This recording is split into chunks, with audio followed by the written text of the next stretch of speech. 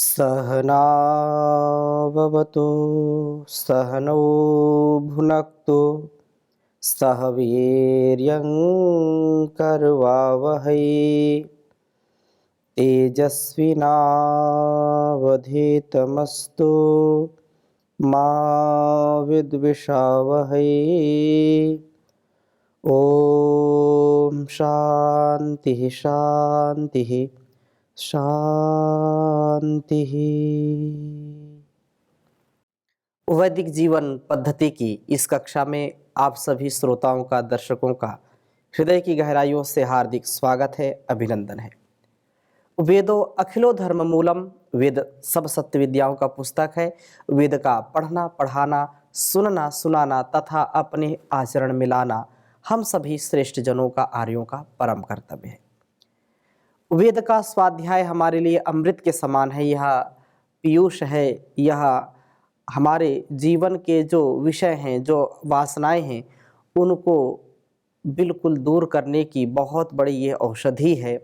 वेदों का ज्ञान कल्याणी यह वेदवाणी जो हमारे जीवन और इस जगत के परिष्कार के लिए, इसके सुधार के लिए, परोपकार से, सद्विचार से, सद्व्यवहार से, सदाचार से, सुसंस्कार से युक्त होने का बहुत बड़ा साधन है स्वाध्याय।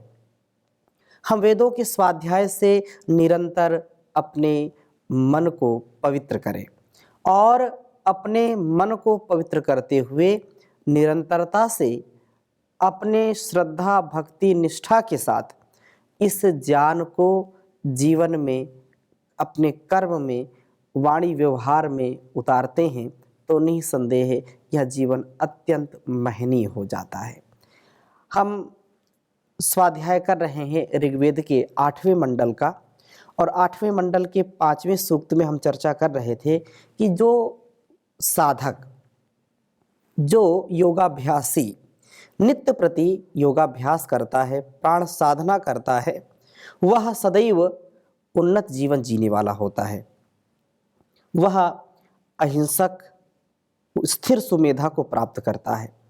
जो प्रभात में उठ करके, जो उषा काल में उठ करके, अमृतमयी वेला में उठ करके अपने दैनिक नित्य कर्मों से निवृत्त होकर के योग की शरण में आता है, योगाभ्यास करता है, प्राण साधना करता है, तो निसंदेह उसकी इंद्रियां भी निर्मल बन जाती हैं और कर्मों की पवित्रता बढ़ जाती है। कार्यों का संपादन अच्छी प्रकार से हम करने लगते हैं।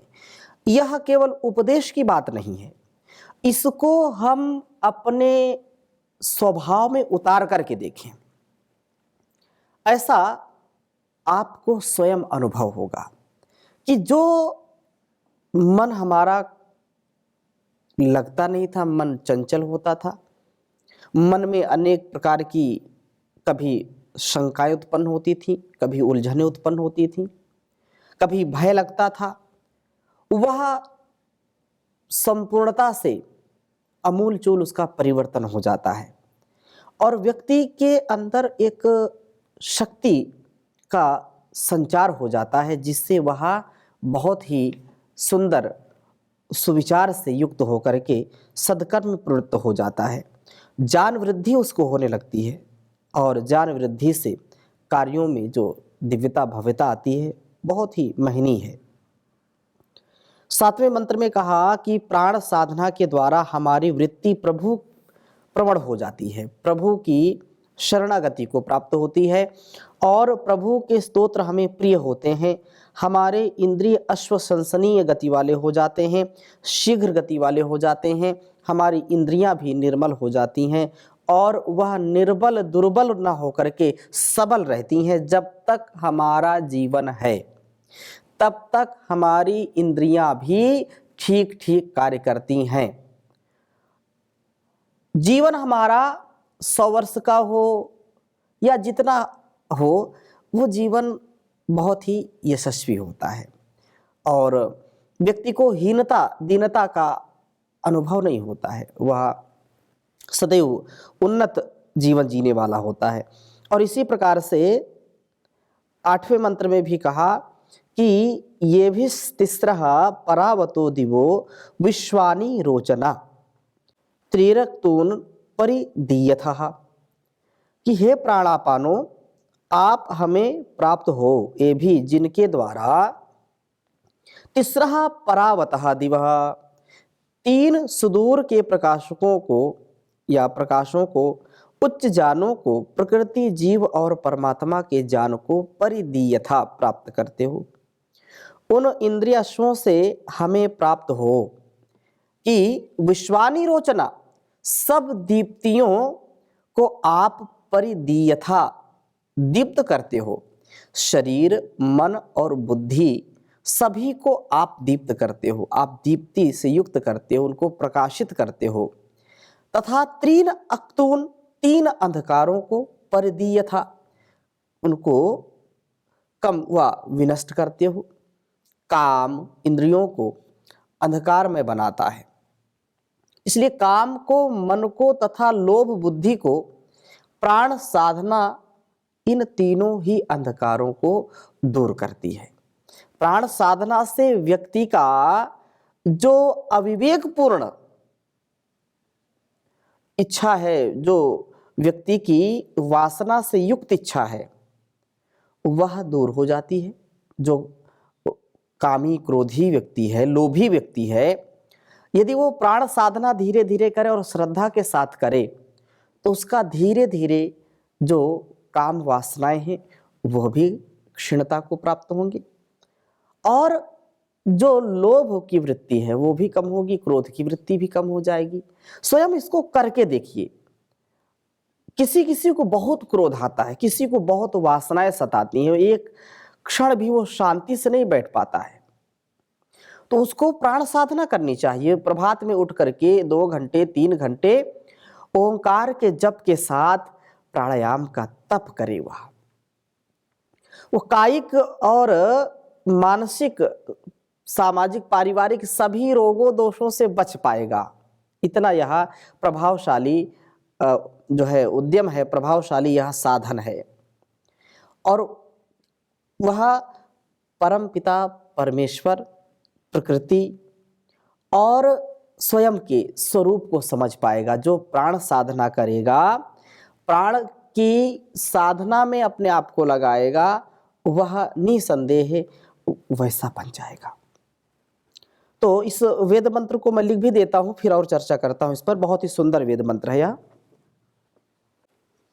ओम ये भी तिस्रः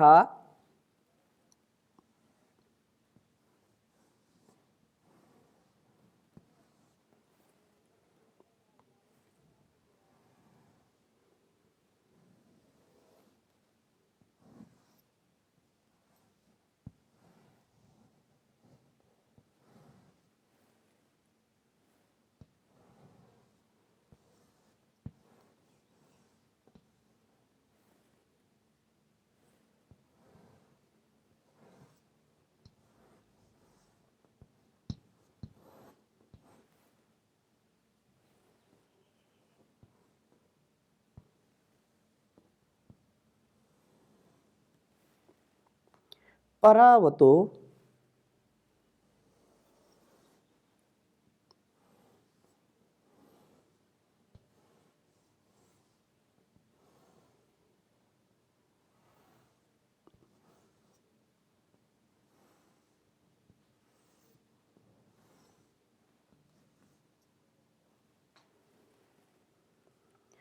दिवो विश्वानि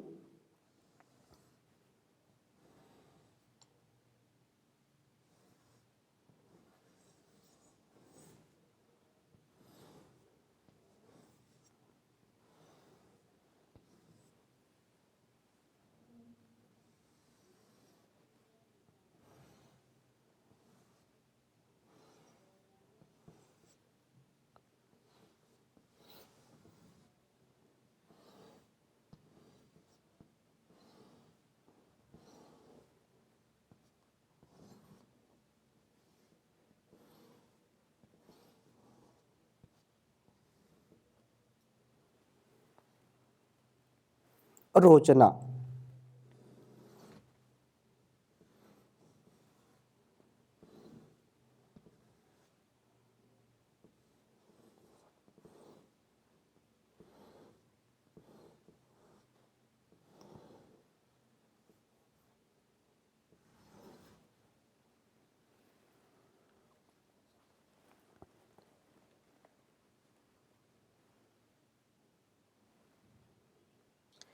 तीर रक्तून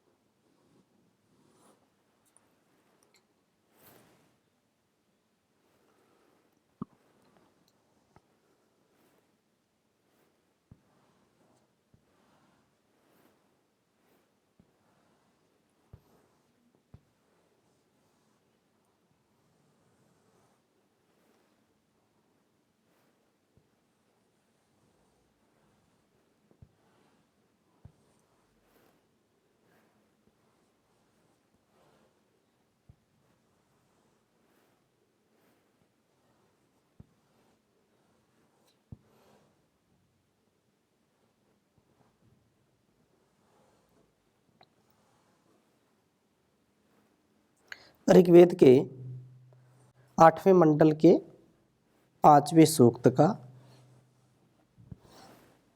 8वां मंत्र है।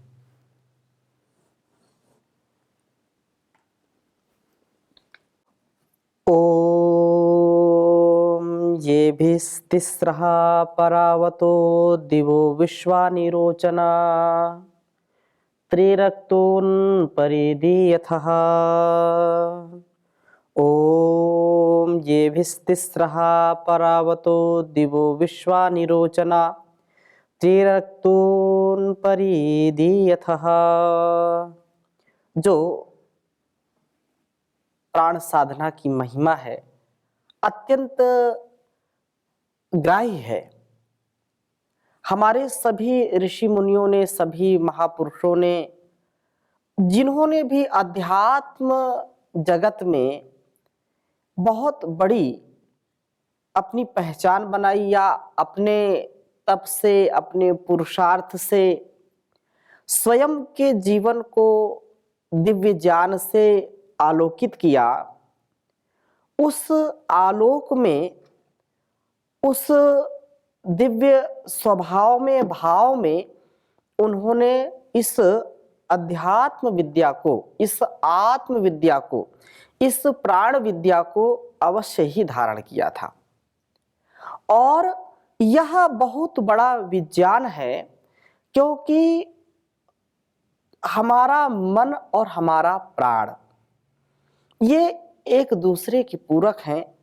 मन प्राण के आधार पर चलता है, तो चले वातम चले चित्तम निश्चलम निश्चल भवेत्। तो जो प्राण जितना हमारा नियंत्रण में होगा, प्राण साधना जितनी हमारी अच्छी होगी, उतना ही हमारा मन भी स्थिर होगा। प्राण यदि स्थिर नहीं है तो मन भी स्थिर नहीं होगा। हमारी मेधा, हमारी जो ऋतंभरा प्रज्ञा है, वह भी पूर्ण रूप से विकसित नहीं होगी। हम मेधावी बने। या मेधाम देवगणा पितरश्चोपासते तया मामद्य मेधाग्ने मेधाविनम कुरु। हम उस मेधा की कामना करें जिस मेधा से हमारे सभी ऋषि महर्षि, सभी ऋषि ऋषिकाएं, सभी जो अपने कृतित्व, व्यक्तित्व, नेतृत्व से युग युगांतरों तक भी अपने उस श्रेष्ठतम जीवन को सबके आदर्श बना करके चले गए। हम इस प्राण आपान से प्रार्थना करें, इसकी शक्ति अपार है। और ये कहा कि जिसके द्वारा तिस्रः परावतः दिव्य, तीन सुदूर के प्रकाशकों को, उच्च ज्ञानों को, प्रकृति, जीव और परमात्मा के ज्ञानों को परिदीयथा प्राप्त करते हो। उन इंद्रिय अश्वों से हमें प्राप्त हो जो कि सब दीप्तियों को आप दीप्त करते हो। शरीर, मन, बुद्धि सभी को आप दीप्त बनाते हो। यदि हम मेंटल हेल्थ की बात करते हैं, यदि फिजिकल हेल्थ की बात करते हैं, तो यह प्राण साधना अत्यंत महनीय है। योग आज पूरे देश और दुनिया में एक नया कीर्तिमान स्थापित कर रहा है। यदि हम मानसिक रोगों की बात करते हैं तो मानसिक रोगों में भी योग करने वाला व्यक्ति, ध्यान करने वाला व्यक्ति सारी समस्याओं के समाधान में रहता है। लेकिन जो ध्यान नहीं करता है, और ध्यान की विधियां भी अलग अलग हैं, जो सच्ची विधि है, ध्यान जो किया है वैसा समाधान जो पाया वैसा जीने का हम प्रयत्न करेंगे तो जीने से वह अत्यंत श्रेष्ठ हो जाता है। और ध्यानम निर्विषयम मना कहा है। ध्यान जो है रागोपहति ध्यानम, निर्विकार हो जाए, राग से, द्वेष से, छल से, कपट से, काम, क्रोध, लोभ से हमारी निवृत्ति हो जाए। हाँ, विवेक पूर्वक तो होना ही चाहिए। विवेक पूर्वक जो संसार का व्यवहार है, जो कामनाएं हैं वो तो होंगी, परंतु हमको अविवेक पूर्ण इच्छाएं कभी नहीं करनी चाहिए। अविवेक पूर्ण हमारा राग ना हो, क्योंकि माता पिता गुरु श्रेष्ठ लोगों से हमारी प्रीति होनी चाहिए, उनसे राग होना चाहिए। विद्या में हमारा राग होना चाहिए, धर्म में हमारा राग होना चाहिए, श्रेष्ठ कर्मों के संपादन में हमारा राग होना चाहिए, देश की उन्नति में हमारा राग होना चाहिए। लेकिन यदि हमारी प्रवृत्ति, हमारा राग, हमारा अटैचमेंट यदि गलत चीजों में है तो फिर हम स्वयं भी उन्नति को प्राप्त नहीं कर पाएंगे और इस देश और समाज को भी अच्छा नहीं बना पाएंगे। तो मन और बुद्धि को, जिनकी बुद्धि अच्छी है, बुद्धि की शुद्धि होना परम आवश्यक है। जो शुद्ध है वही वास्तव में बुद्ध है। तो हम शुद्धता के लिए प्राणायाम करें। यह जैसे अग्नि में लोहा या अन्य धातुओं को डाल दिया जाता है और वो पिघल जाते हैं, गर्म हो जाते हैं, उनके सारे मल नष्ट हो जाते हैं, वो निर्मल हो जाते हैं, वो बिल्कुल प्योर हो जाते हैं, शुद्ध हो जाते हैं। ऐसे ही प्राण की अग्नि में, प्राण साधना की इस भट्टी में, प्राणायाम से हमारे सारे दोष नष्ट हो जाते हैं। हम जो है निर्मल हो जाते हैं, सारी जो हमारी धातुएं हैं वो शुद्ध हो जाती हैं। इसलिए मन, बुद्धि को और शरीर को निरोगी बनाने के लिए प्राण साधना जरूर करें। और अगली बात क्या कही है? अगली बात कही है कि हमारा तीन अक्तून, तीन अंधकारों को, तीन जो अंधकार है, तीन जो अज्ञान के पर्दे पड़े हुए हैं, काम को विनष्ट आप करते हैं, आप क्रोध को विनष्ट करते हैं, आप जो है लोभ की वृत्ति को विनष्ट करते हैं, उसको दूर करते हैं। क्योंकि कामना से युक्त व्यक्ति, कामांध व्यक्ति धर्म को छोड़ देता है।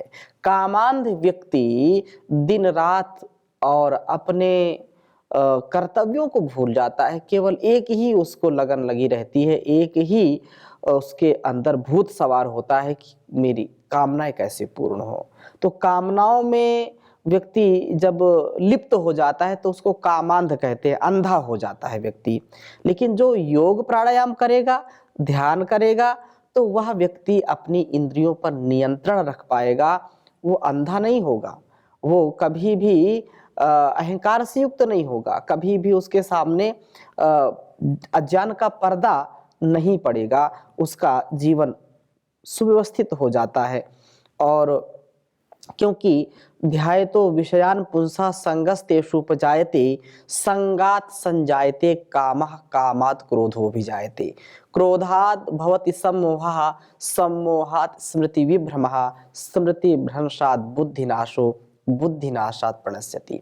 जिसका मन विषयों में फंसा है तो वो कामनाएं भी आएंगी, सताएंगी, और कामनाएं आएंगी तो व्यक्ति को कामना के बीच में कोई बाधा आएगी तो क्रोध भी आएगा, क्रोध आएगा तो बुद्धि का विनाश कर जाएगा। बुद्धि का विनाश हो गया तो हमारे अंदर विवेक नहीं होगा, क्या करना क्या नहीं करना, विवेकवती हमारी स्थिति नहीं रहेगी और हम फिर बिल्कुल अपने आप को और जिससे ये सारा संसार चल रहा है उस सत्ता को भी, उस व्यवस्था को भी, संसार के संबंधों को भी हम भूल जाते हैं और क्रोधात भवति सम्मोह, सम्मोहात स्मृति विभ्रम, स्मृति का भ्रंश हो जाता है। स्मृति भ्रंशात बुद्धिनाशो, बुद्धिनाशात प्रणश्यति। यदि बुद्धि की ही स्थिति गड़बड़ हो गई, बुद्धि ही नष्ट हो गई, तो उसको कोई बचा नहीं सकता, अर्थात उसका विनाश सुनिश्चित है।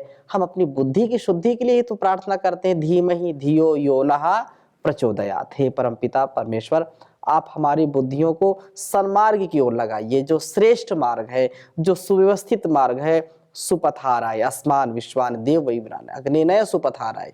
अग्नि हमको सुपथ से ले चलो, जो कुपथ नहीं, कुपंथ नहीं, कुमार्ग नहीं, जो श्रेष्ठ मार्ग है उससे ले चलो। तो बुद्धि जब ठीक होगी तभी अच्छे मार्ग पर चलेंगे। अगली बात कही है कि काम क्रोध लोभ की वृत्ति, क्योंकि लोभा पापस्य कारणम, लोभ की वृत्ति आ गई मन में तो निसंदेह यह विनाश की ओर ले जाने वाली है। हम प्राण साधना से लोभ से बचते हैं। मागृधा कस्य स्विद धनम, किसी के भी धन की, किसी संपत्ति की, किसी के भी कार्य में हम अपने को अनधिकृत ना बनाए, अनधिकृत उससे हम लाभ ना लेना चाहें। प्राण साधना से सारे अंधकार दूर हो जाते हैं। इसलिए कहा प्राण साधना से प्रकृति जीव परमात्मा का उत्कृष्ट ज्ञान प्राप्त होता है, क्योंकि बिना ज्ञान के व्यक्ति पशु के समान है। ज्ञान विहीनः सर्वमतेन भजति न मुक्तिम जन्मशतेन, भज गोविंदम गोविंदम भज मूढ़मते। हम ज्ञान से युक्त हों, इसलिए उत्कृष्ट ज्ञान ईश्वर जी और प्रकृति में जो त्रैतवाद है उसका ठीक ठीक हमको ज्ञान होता है, और शरीर मन बुद्धि दीप्त हो उठते हैं, तथा काम क्रोध लोभ रूप जो अंधकार है, जो बहुत बड़ा विकार है, जो हमारे जीवन को अंधकार और विनाश की ओर ले जाने वाला है, उससे हमको दूर रखता है। यही परमपिता परमेश्वर की कृपा हम सबके ऊपर बनी रहे, क्योंकि वह परमपिता परमेश्वर हर क्षण हर पल हमारे अंग संग है, और हमारा ही वह जो है ध्यान रखता है, हमारे सारे संसार के कार्यों का वह संपादन करता है, अर्थात वैसा सामर्थ्य देता है। यह जीवन हमारा बहुत ही सुंदर, ये जीवन यात्रा ठीक प्रकार से चलती है, और यह जीवन एक प्रकार से बहुत सुंदर जो है लिखा है हमारे बहुत श्रेष्ठ कवि पथिक जी ने, कि जीवन जैसे रेल के समान है। चली जा रही है यह जीवन की रेल, समझ कर खिलौना इसे यूं न खेल। चली जा रही है जवानी की रेल, समझ कर खिलौना इसे यूं न खेल।